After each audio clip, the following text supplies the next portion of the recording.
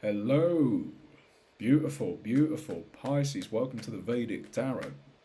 Essentially, what we're going to do is we're going to go over your Lagna chart first from the ascendant sign only. Ascendant is the most accurate way to actually, foresee what it is that's going to be happening this week of the 26th of October. So, firstly, what we have here, my beautiful, beautiful Pisces.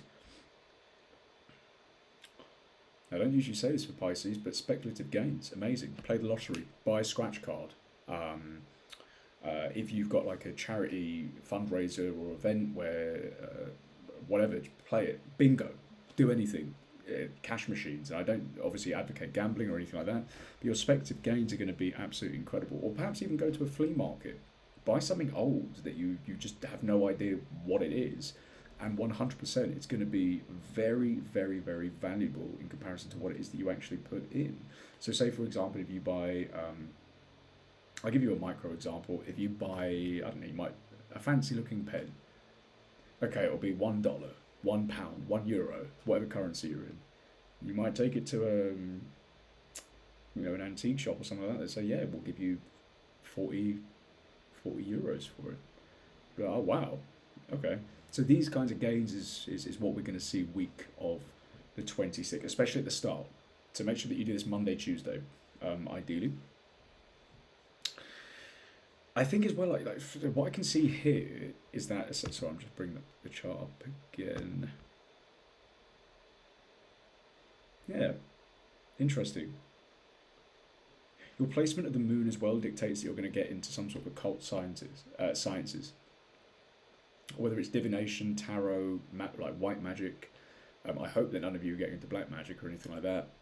It might be mantras, it might be yantras, it might be something where you didn't necessarily kind of delve before, and you might come across a book, some sort of podcast, some sort of song, and then you just do further kind of like signs of research into these kind of things.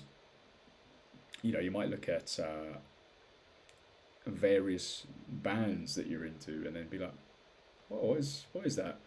It's kind of like I went down this rabbit hole when I was listening to Muse and Knights of Sidonia. I didn't realize that Sidonia was actually an area of Mars where you've got this like face and pyramids and stuff on Mars. And I was like, what the hell? And I just spent ages going down that rabbit hole.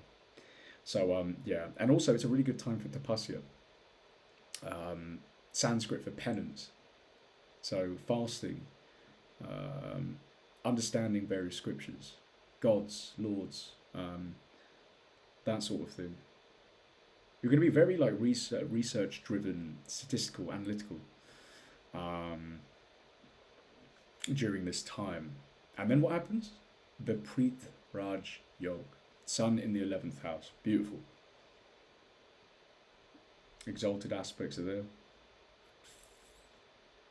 But the problem is that so with okay, the problem is with like the only problem in fact with the Sun in the 11th house is that you'll be accident prone, paper cuts, burns, um, not like serious damage or anything like that, but you might like hyperextend your finger and then it'll hurt for a couple of days to to a week. You might like cut yourself while shaving. So yeah, that sort of thing can happen. So just be mindful of that and just be cautious in the first 4 days of the week. But other than this, your wealth is going to go up. You're looking at your second house. Fifth house lord has come fifth from itself.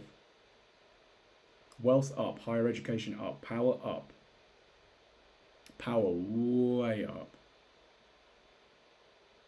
But it's a very, very similar kind of reading to Aquarius as well, whereby you're going to actually be doing so much analytical study into these either Vedic sciences, occult sciences, all that kind of thing, whereby you're actually going to get into debate. You're going to become incredibly, incredibly passionate about it.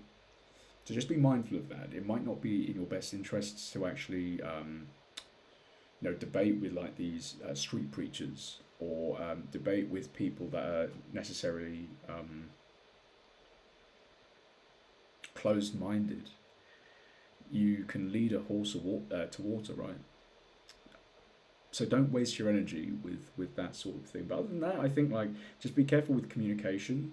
when it comes to these philosophical arguments, especially in the workplace. Don't bring that into the workplace. Even externally, don't bring that externally, because particular fights and all this kind of thing can happen. But other than that, like, it's beautiful. Like, go to holy places, go to a church, go to a synagogue, go to a temple, go to just outdoors. If you're not, religious or necessarily spiritual, just connect with something whereby you feel like, I don't want to say insignificant, but you feel like there's a higher overarching power around you.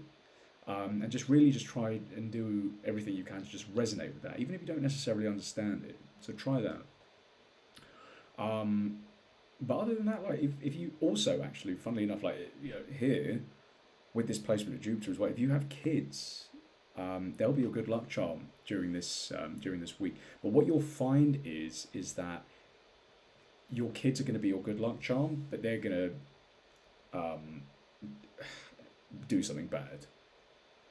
So it'll be like, you might get a raise or a promotion or a bonus at work, and then your kid's in like detention for doing something stupid. So, but anyway, Pisces, I hope this reading was helpful. I'll catch up with you in the next one. Take care. Have a great day.